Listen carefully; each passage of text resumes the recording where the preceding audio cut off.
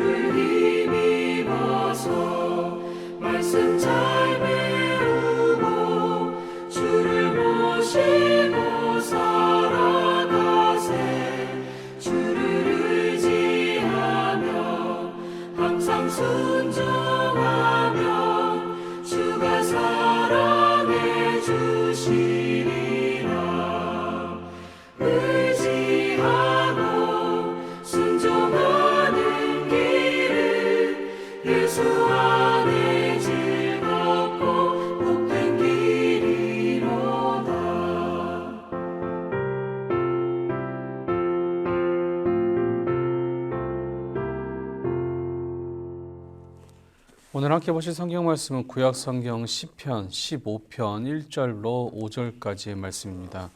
구약 성경 시편 15편 1절부터 5절까지의 말씀 우리 다 같이 합독하시도록 하겠습니다. 여호와여, 주의 장막에 머무를 자 누구오며 주의 성소 안에 사는 자 누구오니까? 정직하게 행하며 공의를 실천하며 그의 마음에 진실을 바라며 그의 혀로 남을 허물하지 아니하고 그의 이웃에게 악을 행하지 아니하며 그의 이웃을 비방하지 아니하며 그의 눈은 망령된 자를 멸시하며 여호와를 두려워하는 자들을 존대하며 그의 마음에 서운한 것은 해로울지라도 변하지 아니하며 이자를 받으려고 돈을 꾸어주지 아니하며 뇌물을 받고 무죄한 자를 해하지 아니하는 자이니 이런 일을 행하는 자는 영원히 흔들리지 아니하리이다. 아멘. 하루의 첫 시간을 주님께 드리고자 예배의 자리로 나오신 여러분을 주님의 이름으로 축복합니다. 오늘 하루도 주님께서 주시는 힘을 통하여 승리하시는 귀하고 복된 하루 되시기를 간절히 소망합니다. 오늘 본문에서 다윗은 하나님의 거룩한 산에 설 수 있는 사람이 누구인지에 대해서 이야기합니다.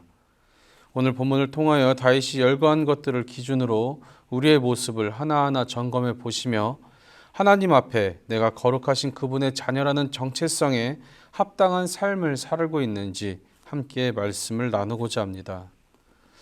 우리가 교회에 갈 때 특별한 조건은 없습니다. 어떠한 자격이나 조건 없이 우리는 그냥 교회에 갈 수 있습니다. 그런데 하나님께 예배드리기 위해 교회에 갔다 하더라도 그 삶이 모두 하나님께 인정받는 삶은 아닙니다. 일상의 삶이 여호와의 집에 합당한 사람도 있을 것이고 안타깝게도 그렇지 못한 사람도 분명히 있기 때문입니다. 오늘 시편의 시인인 다윗은 질문으로 시편 15편을 시작합니다. 거룩하신 하나님과 함께 주의 장막 안에서 살 수 있는 사람이 누구인지에 관해서 묻고 또 대답을 합니다. 하나님은 거룩하시며 그 속에 악이 하나도 없으시므로 죄악과 가까이 하실 수 없는 분임을 우리는 잘 알고 있습니다. 깨끗한 물에 티가 하나라도 들어가면 오염이 되고 마는데 그런 티끌 하나조차도 허용하실 수 없는 순도 100%의 맑은 물과 같은 분이 바로 하나님이십니다. 그러니 존재 자체가 죄악인 인간이 그분 앞에 선다는 것은 어찌 보면 너무나도 힘들고 어려운 일이 아닌가 생각을 합니다. 다만 우리는 태어날 때부터 원죄를 가진 죄인임에도 불구하고 깨끗하고 거룩하신 그분이 직접 죄인인 사람의 몸을 입고 우리 안에 오셔서 우리의 모든 죄를 깨끗하게 씻어주셨습니다. 그 은혜로 우리는 감히 하나님의 자녀라고 당당히 말하면서 하루하루를 살아갈 수 있게 된 것입니다. 그러나 하나님의 자녀라고 해서 죄악된 우리의 본성으로 행하는 모든 일들이 합리화되는 것은 절대 아닙니다. 하나님의 자녀라면 거룩하신 그분을 완벽하게 닮을 수는 없어도 그분과 하나 되기 위해 그 삶에 하나님의 자녀다운 모습이 분명 있어야 합니다. 오늘 본문은 그것이 어떠한 모습인지를 말씀하고 있습니다. 다윗은 하나님 앞에 온전한 삶이 우리를 하나님 앞에 설 수 있게 한다라고 이야기합니다. 어떤 사람이 그러면 하나님 앞에 설 수 있을까요? 대단한 헌신이나 엄청난 성과를 내라고 하나님께서는 말씀하지 않으셨습니다. 그 면면을 살펴보면 하나하나가 우리의 일상 속에서 공의와 선을 추구하며 하나님의 선하신 성품대로 살아가는 사람이어야 한다는 것입니다. 단 중요하게 짚고 넘어가야 할 것은 이러한 삶은 하나님 앞에 서는 조건이 되는 것이 아니라 하나님 앞에 설 만한 사람에게서 나타나는 자연스러운 삶의 모습이라는 사실을 잊지 마시기 바랍니다. 오늘 본문의 말씀을 2절부터 다시 보시면 올바르게 행동하고 의를 행하며 마음으로 진실을 말하고 혀로 헐뜯는 말을 하지 않으며 이웃에게 해를 입히지 않고 동료에게 누명을 씌우지 않으며 타락한 사람을 경멸하고 여호와를 경외하는 사람을 존경하며 손해를 봐도 맹세를 지키며 돈을 빌려주면서 이자를 많이 받지 않고 뇌물을 받지 않고 죄 없는 사람을 억울하게 하지 않는 사람, 이렇게 행동하는 사람은 절대로 흔들리지 않는 사람일 것이다 라고 말씀하며 이런 사람이 바로 하나님 앞에 설 수 있는 사람이라고 다윗은 이야기합니다. 여러 모습이 있지만 오늘 이 시간에는 그 중에서도 언어와 행동의 측면에 대해서 잠시 조금 살펴보고자 합니다. 언어라는 것은 하나님께서 우리에게 주신 소중한 도구입니다.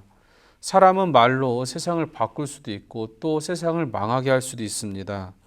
그만큼 인간이 내뱉는 언어라는 것은 영향력이 있습니다.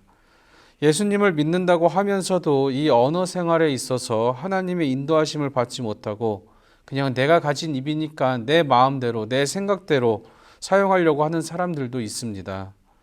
근데 그러한 사람들은 어떻게 합니까? 결국 교만한 사람이라고 칭함을 받습니다. 그런 교만함은 결국 언어로 누군가를 파괴시키게 되고 서슴없이 거짓말을 하게 하고 자신의 이익에만 눈이 멀어서 말로 인하여 누군가를 공격하고 또 누명을 씌우기도 합니다. 누군가에 대해 함부로 평가하고 상처 주고 공격하는 일들이나 유언비어를 퍼뜨리고 확인되지 않는 추측으로 사람의 영혼을 파괴하는 일들도 역시 이에 해당합니다. 상대의 험담을 하는 것, 즉 소위 우리가 이야기하는 뒷이야기를 하는 건 역시 마찬가지입니다. 이러한 언어 습관은 공동체를 무너뜨리고 우리 자신 스스로를 시험에 빠뜨리게 합니다.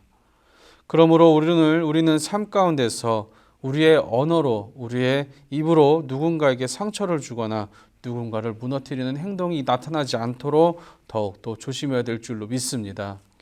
우리의 언어로 인하여 누군가에게 상처를 주고 아픔을 주는 것이 아니라 우리의 말 한마디 한마디 언어를 통해서 상대방에게 생명을 주고 사랑을 주고 기쁨을 주시는 오늘 귀한 하루가 되시기를 간절히 소망합니다. 다음으로 태도입니다. 하나님의 자녀라면 진실된 말과 함께 하나님을 경외하며 사람을 존중하는 태도로 그의 일상에 임해야 합니다. 그러나 우리가 존중의 태도를 거둬야 할 사람도 있는데 이러한 사람은 살아계신 하나님을 인정하지 않는 바로 타락한 사람들입니다. 살아계신 하나님을 인정하지 않고 죄악에 죄악을 더하는 악과는 함께하지도 그리고 존중하지도 말아야 합니다. 오히려 우리는 여호와를 경외하는 사람들과 함께하기를 더욱더 힘쓰고 간구해야 합니다. 세상에 많은 사람들이 돈을 많이 번 사람 또는 성공한 사람, 인기가 많거나 무언가 큰 업적을 이뤄낸 사람을 롤모델로 삼고 따라가고 있습니다. 하지만 하나님의 자녀는 믿음의 사람들을 롤모델로 삼고 살아야 될 줄로 믿습니다. 인생의 목적이 세상의 업적과 성공에 있는 것이 아니라 하나님 나라에 있기에 삶의 모델 자체가 우리는 다를 수밖에 없는 것입니다. 이렇게 여호와를 경외하는 사람들을 바라보고 따라가는 사람은 일상에서는 자연스럽게 선함이 묻어나오게 됩니다. 누군가에게 부당하게 혹은 곤란하게 만드는 악한 결정들이나 자신의 이익을 위해서 누군가에게 손해를 끼치는 것, 어떠한 대가를 받고 누군가를 공경에 빠뜨리거나 억울하게 만드는 일도 없을 것입니다. 이는 하나님을 경외하고 그분의 눈앞에서 살아가고 있음을 늘 그의 삶 속에서 의식하고 있기 때문입니다. 그렇게 하나님을 경외하며 의롭고 진실한 태도로 살아가는 사람의 길은 절대로 흔들리지 않을 것인데 이는 하나님께서 의인들의 길을 굳건히 그리고 강하게 지켜주시기 때문입니다. 오늘 이 말씀이 우리의 일상에서 늘 기억되는 기준이 되는 말씀이 되기를 바랍니다. 우리는 우리의 입술 그리고 입술에서 나오는 언어의 주인이 하나님이심을 기억하시고 나의 물질과 시간뿐만 아니라 나의 언어의 주인 역시 하나님이심을 기억하셔야 됩니다. 그분께 내 입술을 막히실 수 있으시기를 소망합니다. 그리고 아무렇지 않게 내 감정이 시키는 대로 말하지 않고 행동하지 않도록 조심하시고 나는 하나님 앞에서 살아가는 사람이며 하나님과 함께하는 사람입니다를 오늘 하루 우리의 마음속 깊은 곳에서부터 되새기시며 우리의 언어 습관과 모든 일에 임하는 태도와 행동으로 선한 영향력을 끼쳐 하나님께 더 큰 영광을 돌리시며 승리하시는 귀한 하루가 되시기를 간절히 소망합니다. 기도하시겠습니다. 사랑해 주님 감사합니다. 오늘 하루도 저희의 언어와 태도를 통하여 주님께는 온전한 영광을 돌리며 사람들에게는 선한 영향력을 끼칠 수 있는 귀하고 복된 하루 될 수 있도록 인도하여 주시옵소서. 이 시간 간절히 기도하기는 이 땅에서 코로나가 종식될 수 있도록 인도하시며 멈춰진 예배가 회복될 수 있도록 역사하여 주시옵소서. 사랑해 주님 감사합니다. 이 시간 간절히 기도합니다. 정신과 육신의 연약함으로 사고로 질병으로 고통받는 주님의 자녀들 기억하여 주옵시고 주님의 사랑의 손으로 안수하시어 깨끗하게 치료해 주시고 회복시켜 주시어 주님의 영광을 나타내는 삶이 될 수 있도록 역사하여 주시옵소서. 이 시간 주님 앞에 귀한 예물 드렸습니다. 드려진 손길 주님께서 온전히 기억하여 주시고 예물을 준비하며 드린 기도 위에 주님께서 주님의 방법과 주님의 때에 맞게 응답하여 주시옵소서.